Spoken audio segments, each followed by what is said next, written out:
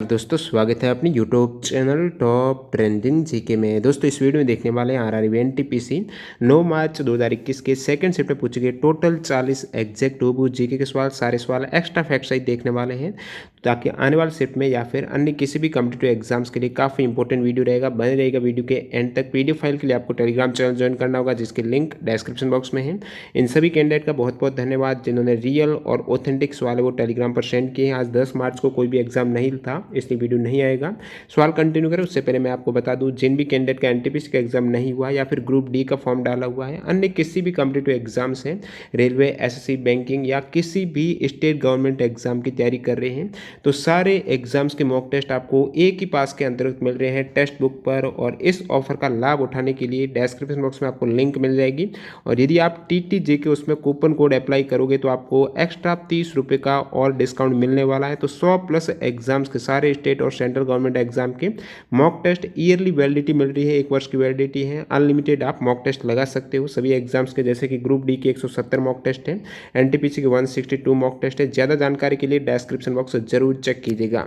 तो चलिए कंटिन्यू करते हैं। आपके सामने जो पहला सवाल है, यूएई सासाकावा को गांधी शांति पुरस्कार 2018 किस बीमारी के उन्मूलन के लिए दिया गया है?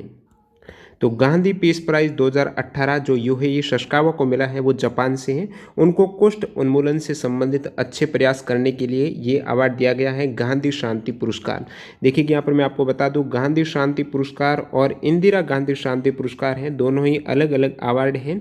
जैसे कि इंदिरा गांधी शांति पुरस्कार की बात करें तो 2018 में ये centre for science and environment को दिया गया है, 2019 में सर डेविड एटनबर्ग को, 2017 में मनमोहन सिंह को दिया गया है। और गांधी शांति पुरस्कार है ये 2018 में यूएई सासाकावा को, 2017 में एकल अभियान ट्रस्ट को मिला है। अगला सवाल देखिएगा, हिमाचल प्रदेश की स्थापना किसने की थी? तो यशवंत सिंह परमार ने हिमाचल प्रदेश की स्थापना की थी। और हिमाचल जो नाम है वो आचार्य दिवाकर दत्त शर्मा ने रखा था। हिमाचल प्रदेश पहले केंद्र शासित प्रदेश था, 1 नवंबर 1956 को स्थापित हुआ था यूटी के रूप में और राज्य के रूप में दर्जा मिला है 25 जनवरी 1971 को। किसे गोल्डमैन एनवायरमेंटल प्राइज यानी पर्यावरण का गोल्डमैन पुरस्कार है वो नहीं मिला है? तो मैं बात करूं 2020 में ये अवार्ड किनको दिया गया है, बाकी आप कमेंट करके बता सकते हो इसमें क्या ऑप्शन दिए गए थे। टोटल 6 व्यक्तियों को 2020 में ये जो गोल्डमैन एनवायरमेंट प्राइज है ये दिया गया है, ये आप देख सकते हो टोटल 6 व्यक्तियों को मिला है। और बात करूं मैं गोल्डमैन एनवायरमेंट प्राइज की तो ये किसके द्वारा दिया जाता है? तो ये गोल्डमैन एनवायरमेंटल फाउंडेशन के द्वारा दिया जाता है जिसका हेडक्वार्टर सैन फ्रांसिस्को कैलिफोर्निया में है। और इस अवार्ड को, गोल्डमैन एनवायरमेंटल अवार्ड को ग्रीन नोबल भी कहा जाता है। नेक्स्ट में देखिएगा, चेंजिंग इंडिया बुक्स किसके ऊपर लिखी गई है? तो ये जो चेंजिंग इंडिया पुस्तक है ये डॉक्यूमेंट्री हो जाएगी। आपके ऑप्शन यहाँ पर जो दिए गए थे इस टाइप से सेम ऑप्शन थे। मनमोहन सिंह करेक्ट आंसर है, उनकी लाइफ और वर्क के बारे में बताया गया है चेंजिंग इंडिया बुक्स में। अगला सवाल, सागरमाला प्रोजेक्ट जो परियोजना है वो किससे संबंधित है? तो भारत के जो पोर्ट है, बंदरगाह है, उनके आधुनिकीकरण के लिए ये योजना हो जाएगी। सागरमाला प्रोजेक्ट है जो कि 31 जुलाई 2015 को कर्नाटक में नौवहन मंत्रालय के द्वारा hotel Taj West End Bangalore में इसकी शुरुआत की गई है। अगला सवाल देखिएगा, गांधी जी ने कौन से आंदोलन में भाग नहीं लिया था? तो ये ऑप्शन थे खेड़ा सत्याग्रह, बारदोली किसान आंदोलन था, चंपारण आंदोलन था, एक जो सत्याग्रह निष्क्रिय वाला है ना, निष्क्रिय जो गांधी जी के द्वारा 1906 में लीड किया गया था, सत्याग्रह पैसिव रेजिस्टेंस कैंपेन है। तो ये सभी गांधी जी के हैं बारदोली को छोड़कर। तो बारदोली करेक्ट हो जाएगा, जो गांधी जी के द्वारा इसका नेतृत्व है वो नहीं किया गया है। तो बारदोली आंदोलन है, सत्याग्रह है, वो किसके नेतृत्व में हुआ था? तो जून 1928 में ये गुजरात में हुआ एक प्रमुख किसान आंदोलन है जिसका नेतृत्व वल्लभ भाई पटेल ने किया था। और इसी आंदोलन के बाद वहाँ की महिलाओं ने वल्लभ भाई पटेल को सरदार की उपाधि दी थी। खेड़ा सत्याग्रह महात्मा गांधी 1918 में, और चंपारण सत्याग्रह भी महात्मा गांधी जी के द्वारा प्रथम ये सत्याग्रह था 1917 में नील की खेती के विरोध में। अगला सवाल देखिएगा यहाँ पर सवाल नंबर 7, कौन सी गैस कमरे के तापमान पर गंधयुक्त एवं हरे पीले रंग में रहती है?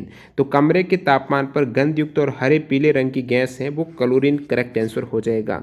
अगला सवाल, चीन किस शहर में मानव निर्मित आर्टिफिशियल यानी चंद्रमा स्थापित करेगा? तो आर्टिफिशियल जो चंद्रमा है, कृत्रिम चंद्रमा, नकली चंद्रमा, वो चाइना है, किस शहर में स्थापित करेगा? तो ये हो जाएगा आपके चेंगदू सिटी है जो कि दक्षिण पश्चिमी सिचुआन प्रांत की है वहाँ पर ये रोशनी देने वाला जो सैटेलाइट है, जो एक कृत्रिम चंद्रमा है, स्थापित करेगा। और होगा क्या कि इस शहर चेंगडू शहर है जो 80 किलोमीटर का एरिया है, वहाँ पर ये कृत्रिम उपग्रह से रोशनी होगी। तो रोड लाइट वगैरह जो भी स्ट्रीट लाइट है उनकी जरूरत नहीं पड़ेगी। तो कृत्रिम उपग्रह धरती पर करीब 80 किलोमीटर के दायरे को ये रोशन करने वाला है। और ये कृत्रिम चंद्रमा वास्तविक चंद्रमा की अपेक्षा 8 गुना अधिक चमकीला होगा। अगला सवाल, किसको लुढ़कती हुई पहाड़ियों का राज्य कहा जाता है? तो लैंड ऑफ रोलिंग हिल्स है वो मिजोरम को कहा जाता है। और एक स्थान है कुरुग, इसको भी लैंड ऑफ रोलिंग हिल्स बोला जाता है। और बात करूं लैंड ऑफ ब्लू माउंटेन, जो यहाँ पर आप देख रहे हो लैंड ऑफ रोलिंग हिल्स है वो मिजोरम को, और लैंड ऑफ ब्लू माउंटेन भी मिजोरम को कहा जाता है। सिंधु और जास्कर नदी किस स्थान पर मिलती है? तो लद्दाख में मिलती है। जो इनका संगम होता है वो इंडस और जास्कर का लद्दाख में हो जाएगा। लद्दाख में ये निम्मू विलेज में मिलती है। अगला सवाल देखिएगा, ICC cricket hall of fame में शामिल 6 भारतीय प्लेयर कौन है? मतलब छठा भारतीय प्लेयर कौन है? अब तक टोटल 6 भारतीय player ICC cricket hall of fame में शामिल हो चुके हैं। इसमें से पूछा जो लास्ट हुए हैं छठे, वो है सचिन तेंदुलकर 2019 में शामिल हुए हैं। और बाकी बात करूं प्रथम कौन हुए थे, तो बिशन बेदी हैं, सुनील गावस्कर और कपिल देव 2009 में हुए थे। उसके बाद 3 ये, फिर यहाँ पर अनिल कुंबले हुए थे 2015 में, राहुल द्रविड़ 2018 में और सचिन तेंदुलकर 2019 में छठे भारतीय प्लेयर। 2014 में आई रंगराजन समिति की रिपोर्ट के अकॉर्डिंग गरीबी रेखा के लिए प्रति परिवार औसत मासिक व्यय कितना रुपए हैं? तो प्रति परिवार औसत मासिक व्यय है 2014 में आई जो रंगराजन समिति की रिपोर्ट है उसके अकॉर्डिंग ग्रामीण क्षेत्र में हो जाएगा 972 रुपये व्यय खर्चा होगा प्रति परिवार जो मासिक है। शहरी क्षेत्रों में ये 1407 रुपये हैं। और यहाँ पर इस रिपोर्ट में ये भी बताया गया है कि शहरी इलाकों में गरीबी हेतु जो बीपीएल है, गरीबी हेतु वह सीमा रुपये 47 प्रति व्यक्ति प्रतिदिन निर्धारित की गई है। और ग्रामीण इलाकों में ये प्रति व्यक्ति प्रतिदिन 32 रुपये हैं।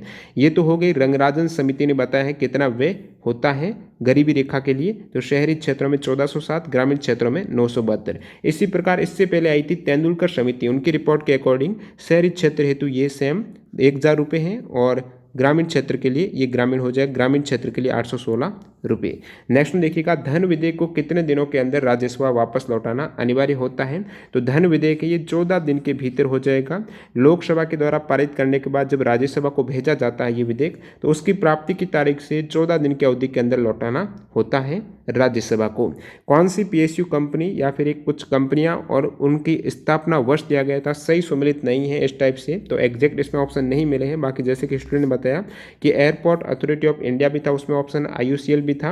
एयरपोर्ट अथॉरिटी ऑफ इंडिया है, इसकी स्थापना 1995 में, यहाँ पर ये सभी मैंने सही सुमेलित किए हुए हैं। और एक यहाँ पर बालमेर लॉविल कंपनी है, इसकी स्थापना 1867 को हुई थी। आईयूसीएल यानी इंडियन ऑयल कॉर्पोरेशन लिमिटेड है, 1959 में स्थापित हुई है। ओएनजीसी है, ये 1956 में हुई है। अन्य में बात करूं महारत्न कंपनियों की, कौन सी कंपनी कब स्थापित हुई है, तो एनटीपीसी यानी national thermal power corporation limited है, ये 1975 में स्थापित हुई थी।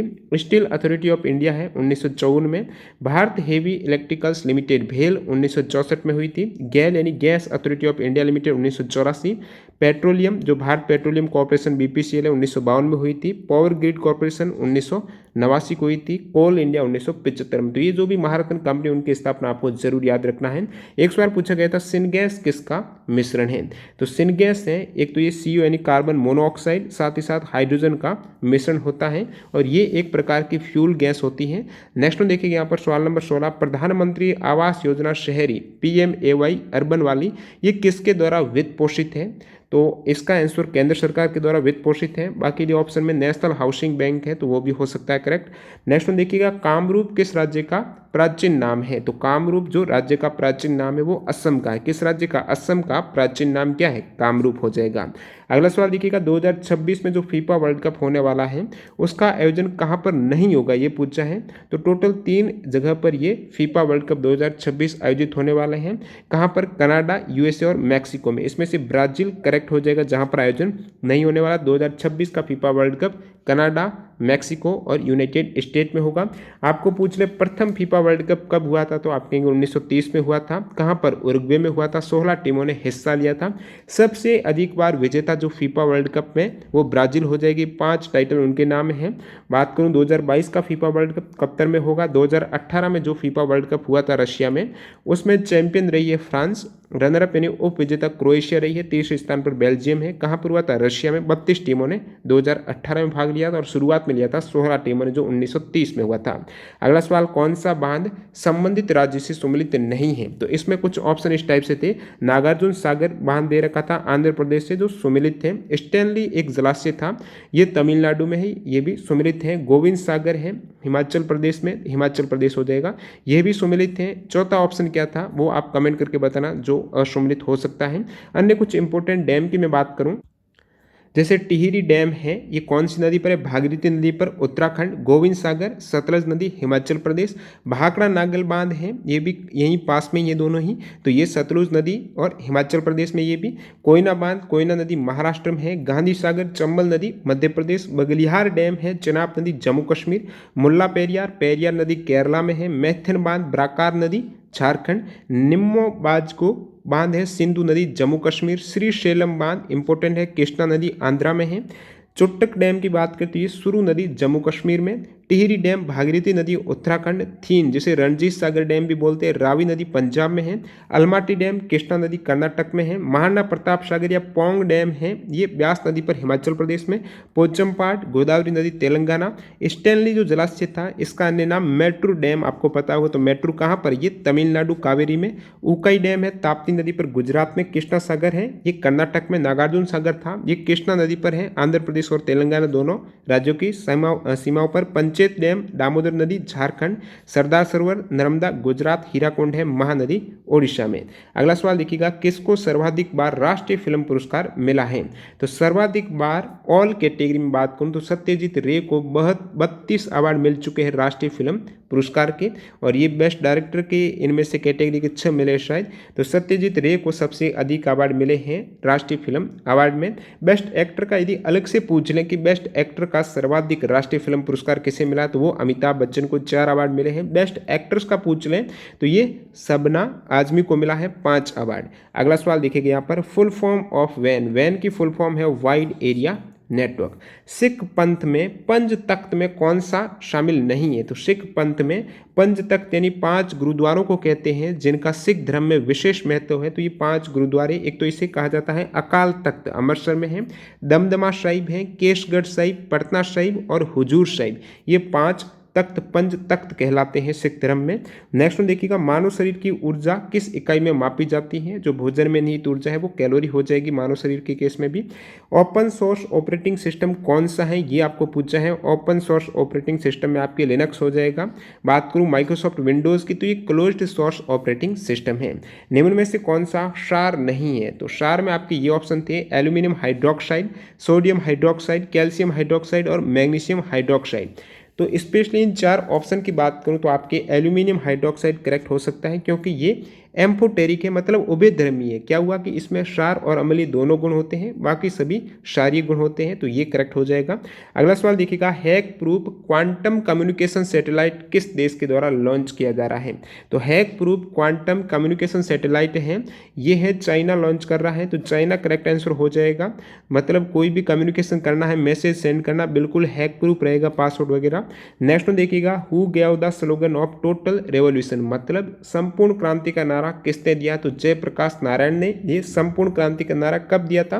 तो उन्होंने इंदिरा गांधी के विरोध में दिया था। इंदिरा गांधी की सत्ता को उखाड़ फेंकने के लिए संपूर्ण क्रांति का नारा जयप्रकाश नारायण ने दिया था। एक सवाल पूछा गया है, अर्थ 2.0 जिसे पृथ्वी का चचेरा भाई भी बोला जाता है, वो किस ग्रह को कहा जाता है?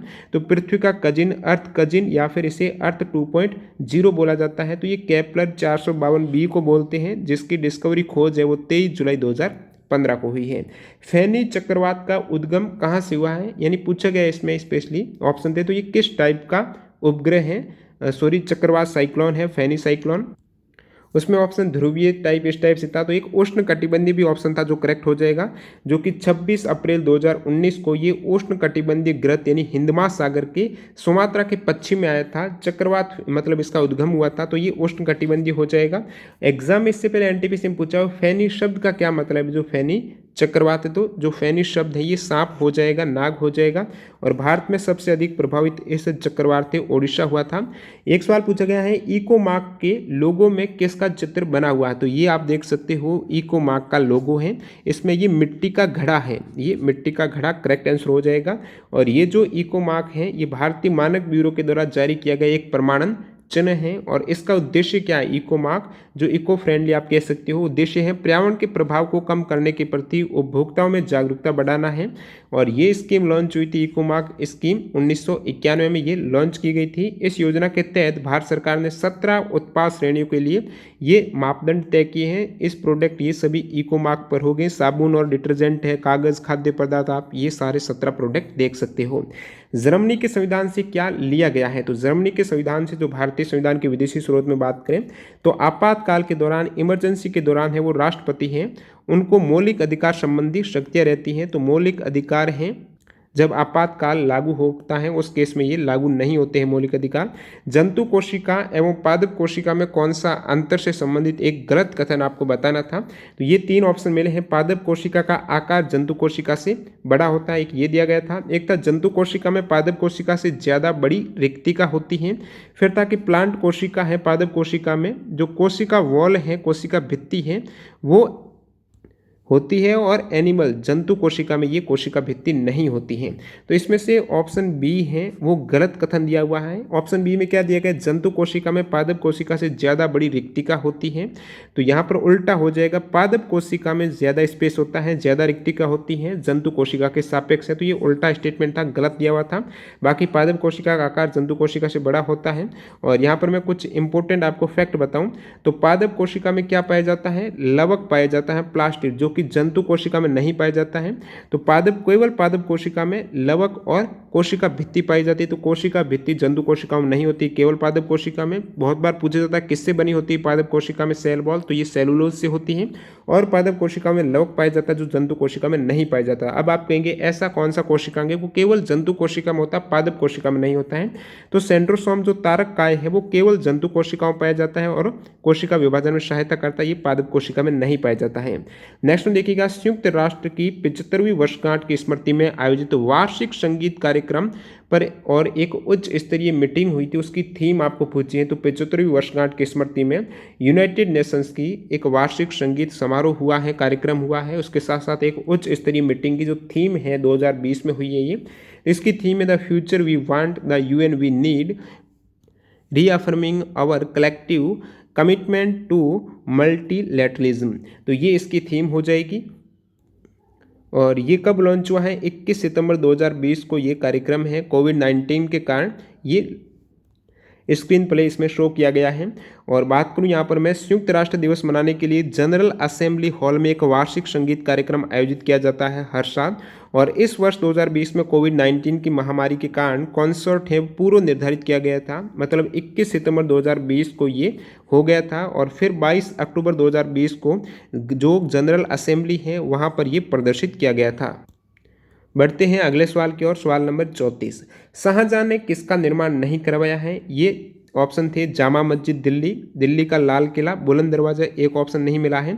तो शाहजहां ने किसका निर्माण नहीं करवाया है, तो बुलंद दरवाजा हो जाएगा, जिसका निर्माण है अकबर के दौरान गुजरात पर विजय प्राप्त करने की स्मृति में 1572-73 में बनाया गया था।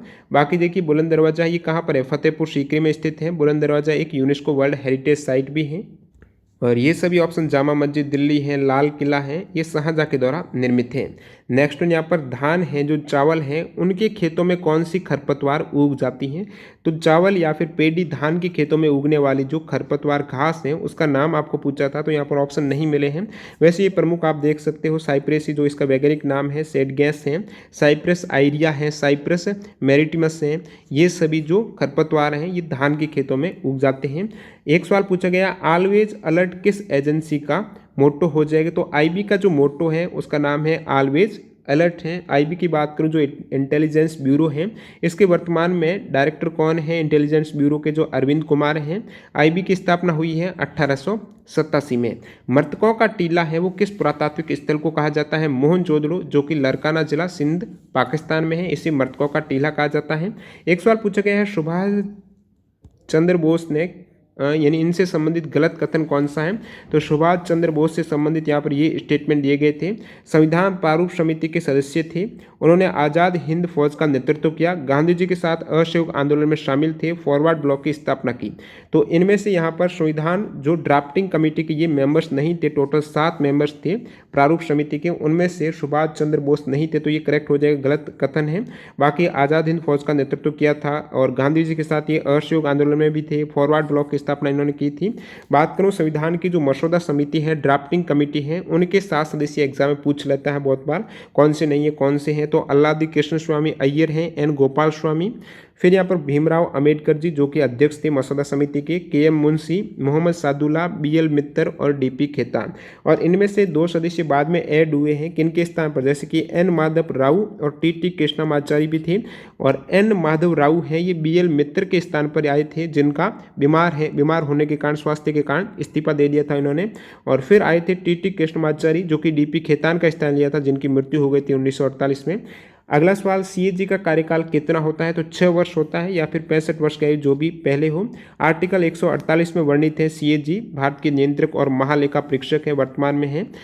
अगला सवाल देखिएगा यहाँ पर, समेकित निधि, संचित निधि और आकस्मिक निधि, साथ ही साथ लोक लेखा समिति है, कुछ इस टाइप से ऑप्शन दिए गए थे। हो सकता है विषम का पूछा है, क्या पूछा है, तो एग्जैक्ट ये सवाल नहीं मिला एक लोक लेखा समिति से जो सवाल था।